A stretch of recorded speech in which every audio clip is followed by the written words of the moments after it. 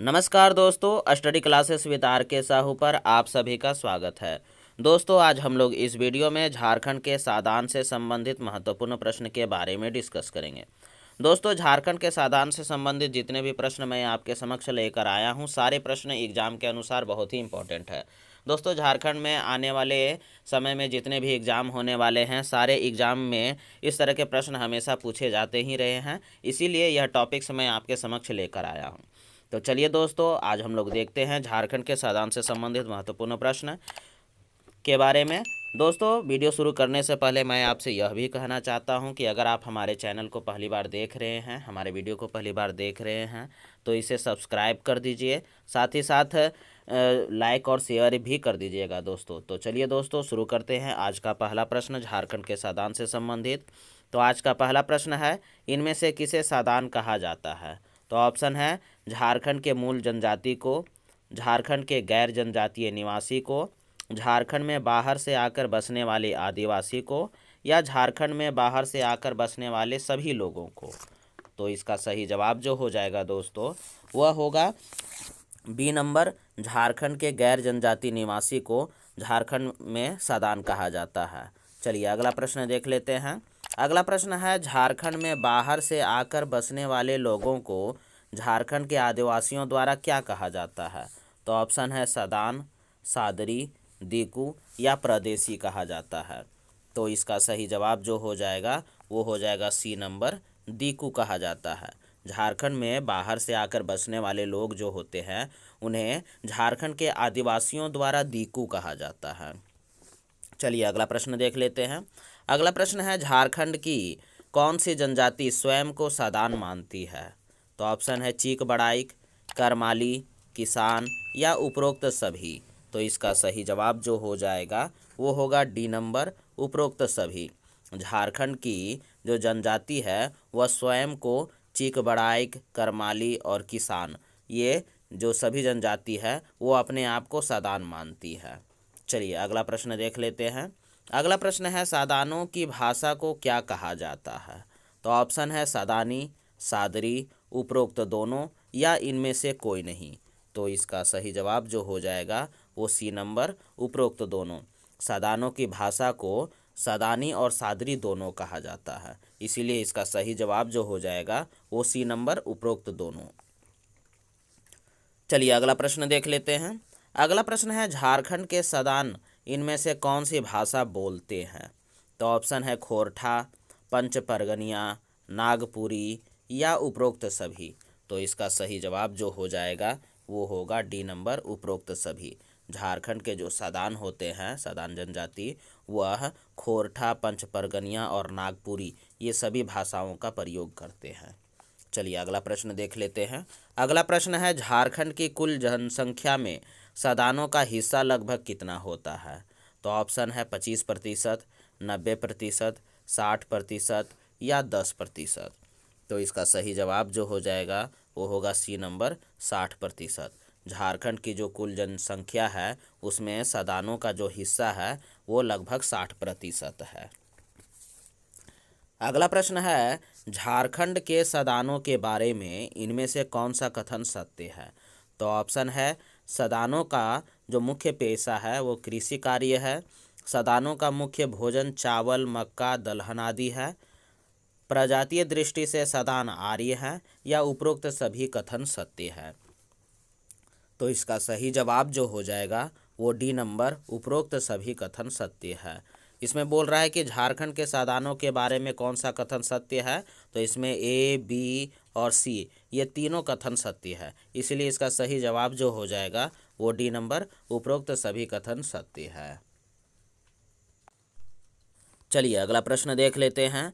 अगला प्रश्न है, जातिगत दृष्टि से सादानों को कितने भागों में वर्गीकृत किया गया है? तो ऑप्शन है 3, 2, 4 या 5 वर्गों में। तो इसका सही जवाब जो हो जाएगा वो होगा बी नंबर, 2 वर्गों में। जातिगत दृष्टि से सादानों को 2 भागों में वर्गीकृत किया गया है। चलिए अगला प्रश्न देख लेते हैं। अगला प्रश्न है, इनमें से कौन से सादान हैं जो सामान्यतः झारखंड में ही निवास करते हैं? तो ऑप्शन है बड़ाइक, देसावली, रैतिया या उपरोक्त सभी। तो इसका सही जवाब जो हो जाएगा वो होगा डी नंबर, उपरोक्त सभी। इनमें से जो है बड़ाइक हो गया, देसावली हो गया और रोतिया हो गया, ये सब सामान्यतः झारखंड में ही निवास करते हैं। चलिए अगला प्रश्न देख लेते हैं। अगला प्रश्न है, इनमें से कौन से सादान हैं जो झारखंड के साथ साथ देश के अन्य हिस्सों में भी निवास करते हैं? तो ऑप्शन है बनिया, सोनार, कुर्मी या उपरोक्त सभी। तो इसका सही जवाब जो हो जाएगा वो डी नंबर, उपरोक्त सभी। इनमें से जो सादान जो है बनिया, सोनार और कुर्मी हैं, ये सभी जो हैं वो अन्य हिस्सों में भी निवास करते हैं, साथ साथ झारखंड के साथ साथ अन्य हिस्सों में भी निवास करते हैं। मतलब कि वो झारखंड में भी निवास करते हैं और उसके अलावा अदर स्टेट में भी वो निवास करते हैं। तो इसका सही जवाब जो हो जाएगा वो डी नंबर, उपरोक्त सभी। चलिए अगला प्रश्न देख लेते हैं। अगला प्रश्न है, सादानों के बारे में इनमें से कौन सा कथन सत्य है? तो ऑप्शन है, सादानों पर जैन धर्म का प्रभाव देखने को मिलता है, सादान लोग सूर्य व मनसा के उपासक होते हैं, कुछ सादानों पर वैष्णव परंपरा का भी प्रभाव देखने को मिलता है, या उपरोक्त सभी कथन सत्य है। तो इसका सही जवाब जो हो जाएगा वो डी नंबर, उपरोक्त सभी कथन सत्य है। सादानों के बारे में जो ये कथन दिया हुआ है ये सारे कथन सही है, इसीलिए इसका सही जवाब जो हो जाएगा वो डी नंबर, उपरोक्त सभी कथन सत्य है। चलिए अगला प्रश्न देख लेते हैं। अगला प्रश्न है, सादान लोग चेचक व हैजा जैसी बीमारियों से बचने हेतु इनमें से किस देवी की पूजा करते हैं? तो ऑप्शन है काली देवी की, सरस्वती देवी की, शीतला देवी की या वन देवी की। तो इसका सही जवाब जो हो जाएगा वो सी नंबर, शीतला देवी की। सादान लोग चेचक और हैजा जैसी बीमारियों से बचने हेतु शीतला देवी की पूजा करते हैं। चलिए अगला प्रश्न देख लेते हैं। अगला प्रश्न है, सादानों के बारे में इनमें से कौन सा कथन सत्य है? तो ऑप्शन है, सादान लोग भूत प्रेत तथा ओझा आदि में विश्वास करते हैं, सादानों की शारीरिक संरचना में आर्य, द्रविड़ तथा ऑस्ट्रिक तीनों के लक्षण परिलक्षित होते हैं, सादानों का रंग गोरा, सांवला तथा काला तीनों होता है, या उपरोक्त सभी कथन सत्य है। तो इसका सही जवाब जो हो जाएगा वो डी नंबर, उपरोक्त सभी कथन सत्य है। यहाँ सादानों के बारे में जितने भी कथन दिए हुए हैं वो सारे कथन सत्य हैं। चलिए अगला प्रश्न देख लेते हैं। अगला प्रश्न है, सादानों के बारे में इन कथनों पर विचार करें। ऑप्शन है, सादान लोग पहनावे में मुख्यतः धोती, कुर्ता व गमछा का प्रयोग करते हैं, सादानों का प्रमुख आभूषण बुलाक, पोला, कंगन आदि है, सादान लोग मिट्टी के बर्तन, हड़िया, चुक्का, गगरी आदि का प्रयोग करते हैं, सादान लोग पीतल तथा कांसा के बर्तन को समृद्धि का द्योतक मानते हैं। तो इसमें बोल रहा है कि एक कथन सही है या केवल एक तथा दो सही है, या एक, दो और तीन सही है, या उपरोक्त सभी कथन सत्य है। तो इसका सही जवाब जो हो जाएगा वो डी नंबर, उपरोक्त सभी कथन सत्य है।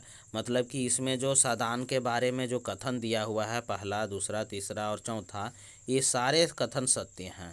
तो इसीलिए इसका सही जवाब जो हो जाएगा वो डी नंबर, उपरोक्त सभी कथन सत्य है। चलिए अगला प्रश्न देख लेते हैं। अगला प्रश्न है, सादानों के बारे में इनमें से कौन सा कथन सत्य नहीं है? उधर पूछा जा रहा था कि कौन सा कथन सत्य है, अब पूछा जा रहा है कि इनमें से कौन सा कथन सत्य नहीं है। तो ऑप्शन देख लेते हैं। सादानों का समाज मातृसत्तात्मक होता है, सादानों में मातृ तथा पितृ कुल में विवाह वर्जित होता है, सादानों के गांव में अखड़ा में किसी समारोह के अवसर पर युवतियों द्वारा सामूहिक नृत्य का प्रदर्शन किया जाता है, या उपरोक्त सभी कथन सत्य है। तो इसका सही जवाब जो हो जाएगा वो ए नंबर, सादानों का समाज मातृसत्तात्मक होता है। ये कथन असत्य है, बल्कि सादानों का जो समाज होता है वह पितृसत्तात्मक होता है। इसीलिए इसका सही जवाब जो हो जाएगा वो ए नंबर हो जाएगा। चलिए अगला प्रश्न देख लेते हैं और इस वीडियो का आखिरी प्रश्न देख लेते हैं कि निम्न में से कौन सा कथन आदिवासी तथा सादान के बीच अंतर स्पष्ट नहीं करता है? तो ऑप्शन है, आदिवासी जनजाति हैं तथा सादान गैर जनजाति हैं, आदिवासी कबीलाई होते हैं जबकि सादान समुदायी होते हैं, आदिवासी घुमंतु स्वभाव के होते हैं जबकि सादान अस्थायी स्वभाव के होते हैं। और आदिवासी मूल निवासी हैं जबकि सादान गैर निवासी है। तो इसका सही जवाब जो हो जाएगा वो होगा डी नंबर, आदिवासी मूल निवासी हैं जबकि सादान गैर निवासी हैं। तो इसका सही जवाब जो हो जाएगा वो डी नंबर हो गया। तो दोस्तों इस वीडियो में बस इतना ही।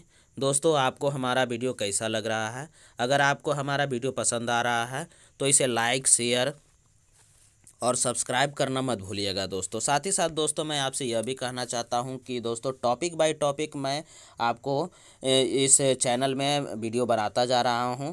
इससे पहले मैं जितने भी जनजाति थे वो सभी जनजातियों के बारे में वीडियो बना चुका हूं और एक प्लेलिस्ट भी बना दिया हूं जिसमें आपको कहीं भी दूसरे जगह जाने की आवश्यकता नहीं है। इसीलिए आप अगर उस वीडियो को नहीं देखे हैं तो उसे जाकर देख भी लीजिए। साथ ही साथ दोस्तों अगर चैनल में आप नए हैं तो इसे सब्सक्राइब करना मत भूलिएगा दोस्तों। और आने वाले वीडियो में भी मैं झारखंड से संबंधित जितने भी टॉपिक्स बचे हुए हैं उन सभी टॉपिक्स को टॉपिक बाय टॉपिक मैं आपके समक्ष क्वेश्चन के फॉर्म में लेते आऊँगा। तो चलिए दोस्तों इस वीडियो में बस इतना ही। धन्यवाद।